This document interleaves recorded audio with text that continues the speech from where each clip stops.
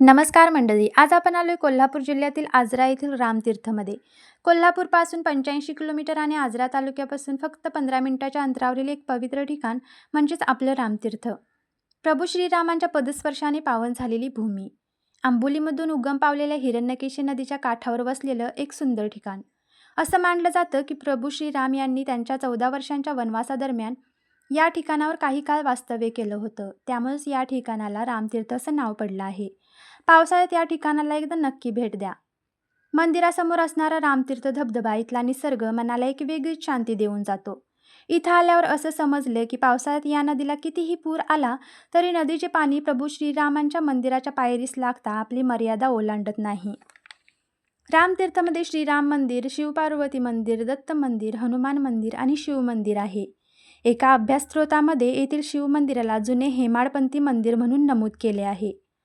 या मंदिरात पाषाणामध्ये कोरलेले प्रचंड मोठे नंदी महाराज आहेत. मंदिरात नेहमी ओम नमः शिवाय हा मंत्र चालू असतो. महाशिवरात्रीला इथं खूप मोठी यात्रा देखील असते. हे ठिकाण धार्मिक क्षेत्र म्हणून तर ओळखलं जातंच, पण हिरव्यागार डोंगर रांगा, नदी, जंगल आणि धबधबा यामुळे हे पिकनिकसाठीही लोकप्रिय ठिकाण आहे. रामायणाशी जोडलेली श्रद्धा, हिरण्यकेशी नदीचा प्रवाह आणि सह्याद्रीची हिरवाई या तिन्ही गोष्टींचा सुंदर संगम म्हणजे आपलं रामतीर्थ. व्हिडिओ आवडला तर लाईक करा, शेअर करा आणि चॅनलला सबस्क्राईब करा.